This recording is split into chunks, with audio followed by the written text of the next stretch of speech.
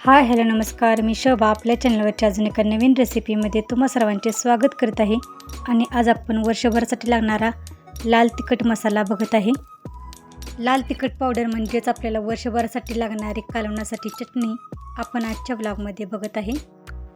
वर्षभरासाठी लागणारे आपल्याला लाल तिखट पावडर तयार करण्यासाठी काय काय साहित्य लागणार आहे ते आपण पहिल्यांदा बघणार आहे. त्यामध्ये पहिल्यांदा आपल्याला धने 250 ग्रॅम, जिरे 100 ग्रॅम, लवंग 20 ग्रॅम, दालचिनी 20 ग्रॅम, शहाजिरे 20 ग्रॅम, बादल फूल 20 ग्रॅम म्हणजे चक्री फूल 20 ग्रॅम, दगड फूल 20 ग्रॅम, बडीशेप 20 ग्रॅम, मिरी आपण 50 ग्रॅम वापरलेले आहेत. झणझणीत असा लाल तिखट मसाला तयार करण्यासाठी आपण मिरे 50 ग्रॅम वापरलेले आहेत.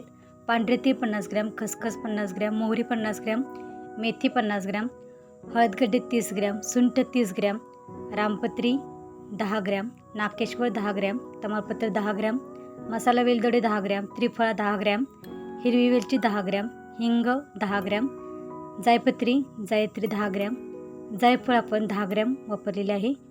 झणझणीत अशी लाल तिखट पावडर तयार करण्यासाठी आपण 1 किलो लवंगी मिरची आणि पावशर बेडगी मिरची वापरलेली आहे. तर या मिरच्या आहेत आपल्याला चांगल्या उन्हामध्ये वाळवून घ्यायच्या आहेत. 2-3 तास उन्हामध्ये वाळवून त्यांचे आपल्याला डोके आहेत ते काढून टाकायचे आहेत.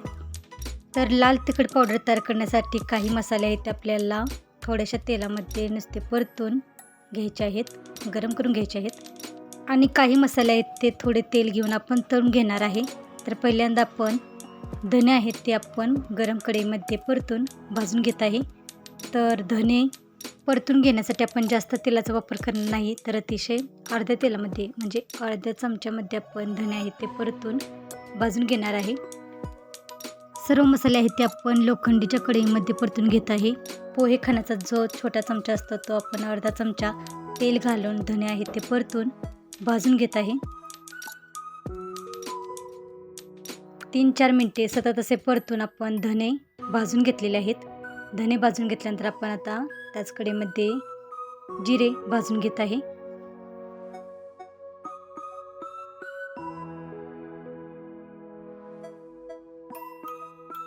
अर्धा चमचा तेल घालून आपण सतत असे परतून जिरे भाजून घेत आहे.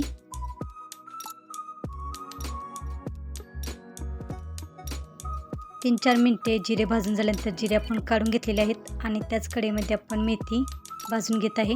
तर हे मसाले भाजण्यासाठी आपण अर्धा चमचाच फक्त तेल वापरत आहे. थोड्याशा तेलावरती आपण हे सर्व मसाले आहेत ते भाजून घेत आहे आणि नंतर काही मसाले आहेत ते आपण नंतर तळून घेणार आहे. बडीशेप पण आपण थोड्याशा तेलावरती परतून भाजून घेत आहे. अर्धा चमचा तेल घालून आपण मोहरीही भाजून घेत आहे.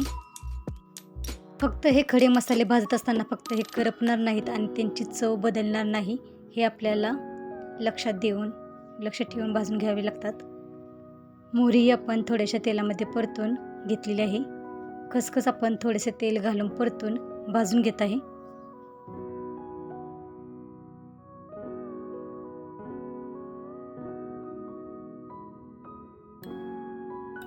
शहाजिरे पण आपण थोडेसे तेल घालून परतून भाजून घेत आहे.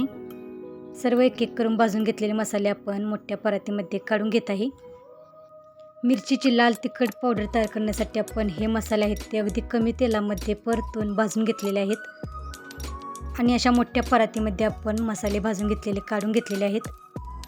1 ते 2 पळी तेल घेऊन आपण आता दुसरे बाकीचे राहिलेले मसाले आहेत ते तेलामध्ये परतून भाजून घेत आहे. तर पहिल्यांदा आपण तमालपत्र थोडेसे तेल घालून परतून भाजून घेत आहे. चक्री फूल आपण 2 चमचे तेल घालून गरम कढईमध्ये परतून भाजून घेत आहे.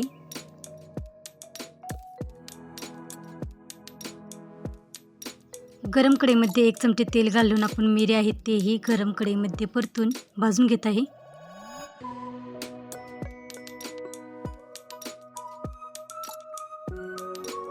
एक चमचा तेल घालून आपण गरम कढईमध्ये त्रिफळाही परतून घेत आहे.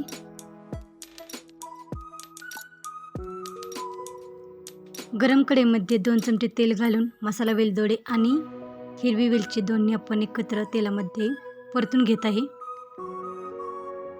मसाला वेलची आणि हिरवी वेलची तळून झाल्यानंतर आपण दालचिनी आहे तीही गरम तेलामध्ये परतून घेत आहे. गरम कढईमध्ये आपण नाकेश्वर आणि लवंग सतत असे परतून भाजून घेत आहे.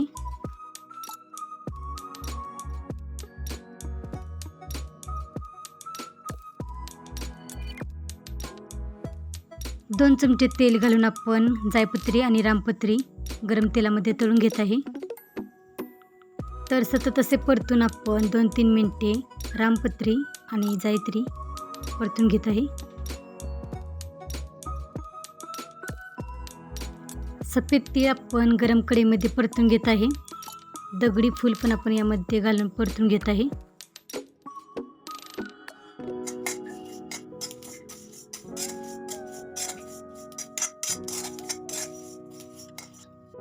थोडीशी कसुरी मेथी आहे तीही मी गरम कढईमध्ये परतून घेतलेली आहे। तर अशा पद्धतीने आपण लाल तिखट पावडर तयार करण्यासाठी थोड्याशा तेलामध्ये मसाले परतून घेतलेले आहेत। आता काही मसाले आहेत ते आपल्याला तळून घ्यायचे आहेत। त्यासाठी आपण 3-4 पळी तेल गरम करून घेतलेले आहे। त्यामध्ये आपण पहिल्यांदा हिंगाचे खडे आहेत ते आपण तळून घेणार आहे।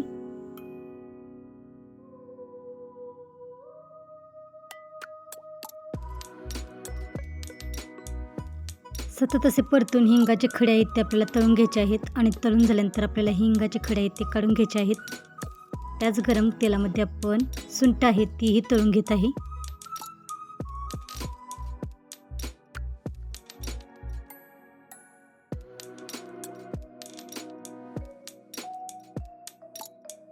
गरम तेलामध्ये आपण जायफळ तळून घेत आहे आणि तळून झाले की लगेच आपण जायफळ आहे ते काढून घेत आहे।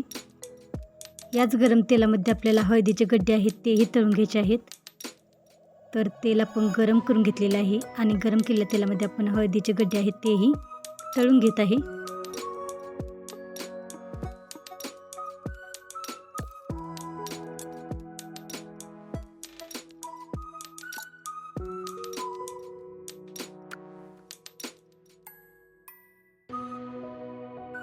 हळदीचे गड्डे तळून झाल्यानंतर आपण हळदीचे गड्डे आहेत तेही काढून घेणार आहे। तर अशा पद्धतीने आपण सर्व मसाले आहेत ते तळून घेतलेले आहेत। म्हणजे जे मसाले अगदी कमी तेलामध्ये भाजायचे होते ते आपण अगदी कमी तेलामध्ये भाजून घेतले आणि जे तळून घ्यायचे होते ते आपण तळून घेतलेले आहेत। तर या ठिकाणी मी झणझणीत अशी लाल तिखट पावडर तयार करण्यासाठी 1 किलो लवंगी मिरची घेतलेली आहे आणि पावशेर बेडगी मिरची घेतलेली आहे। तर वेगवेगळ्या प्रकारच्या लाल तिखट पावडर तयार करण्यासाठी मिरच्या मिळतात। तर आपल्याला शंकेश्वरी, बेडगी, गंटूर, रेशमपट्टा, काश्मीरी अशा वेगवेगळ्या मिरच्या मिळतात त्या आपण आपल्या आवडीनुसार घ्यायच्या आहेत। तर मी प्रत्येक वेळेला लाल मिरची गरम करून घेत नाही, पण यावेळेला जरा लाल मिरच्या आहेत त्या मी थोडेसे तेल घालून परतून घेत आहे। तर बेडगी मिरची आहे ती चांगली खडंग कडकडीत वाळलेली आहे, पण लवंगी मिरची आहे ती जरा थोडीशी नरम असल्यामुळे मी 3-4 मिनिटे थोडेसे तेल टाकून परतून घेणार आहे। तर अशा गरम कढईमध्ये थोडेसे तेल टाकून आपण मिरच्या आहेत त्या थोड्या घेऊन परतून घेतलेल्या आहेत। तर सर्व मिरच्या गरम करता याव्यात यासाठी मी गरम कढईमध्ये थोड्या मिरच्या आहेत त्या घेऊन परतून घेतलेल्या आहेत। तर पहिल्यांदा आपण बेडगी मिरची 2-3 मिनिटे गरम कढईमध्ये परतून घेतली आणि लवंगी मिरची आहेत तीही आपण गरम कढईमध्ये थोडेसे तेल घालून 3-4 मिनिटे परतून घेणार आहे। तर जास्त तेल आपण गरम करण्यासाठी वापरायचे नाही आहे, तर थोडेसे तेल घालून आपल्याला गरम करून घ्यायचे आहे। तर अशा पद्धतीने थोडेसे तेल घालून आपल्याला मिरच्या आहेत त्या सतत असे परतून गरम करून घ्यायच्या आहेत। तर अशा पद्धतीने आपण सर्व मिरच्या आहेत त्या गरम करून घेतलेल्या आहेत आणि या आपण आता गार होण्यासाठी काढून घेतलेल्या आहेत। भाजून घेतलेला सर्व खडे मसाला आणि मिरच्या आपल्याला थंड करून घ्यायच्या आहेत आणि नंतर आपल्याला त्या डंकामध्ये नेऊन मिरची डंकातून मिरची आहे ती कुटून आणायची आहे। 1.25 किलो मिरचीसाठी आपण पावशेर मीठ वापरलेले आहे। कांदा लसूण मसाला तुम्ही जर एकत्रच तयार करत असाल तर यासाठी तुम्हाला 1/2 किलो कांदा, सुके खोबरे पावशेर आणि लसूण पावशेर लागेल। तो नंतर आपल्याला भाजून कांदा आपल्याला थोडेसे मीठ आणि तेल टाकून चांगला लालसर होईपर्यंत भाजून घ्यायला लागेल। सुके खोबरेही आपल्याला चांगले भाजून घ्यायला लागेल आणि लसूण आहे तो आपल्याला बारीक पेस्ट करून घ्यायला लागेल। बारीक करून झाल्यानंतर नंतर ते लाल मिरची पावडर जेव्हा बारीक केली जाते त्यामध्ये ते सर्व मसाले मिसळून नंतर आपल्याला कांदा लसूण मसाला तयार करून दिला जातो। तर या वेळेला मी लागेल असा कांदा लसूण मसाला तयार करणार आहे। तर अशा पद्धतीने आपला झणझणीत असा लाल तिखट पावडर वर्षभरासाठी लागणारी पावडर आहे ती तयार झालेली आहे। तर आजची रेसिपी कशी वाटली ती कमेंट करून सांगा आणि चॅनेलला सबस्क्राईब केलं नसेल तर चॅनेलला सबस्क्राईब करा आणि वेळात वेळ काढून रेसिपी पूर्ण बघितल्याबद्दल धन्यवाद।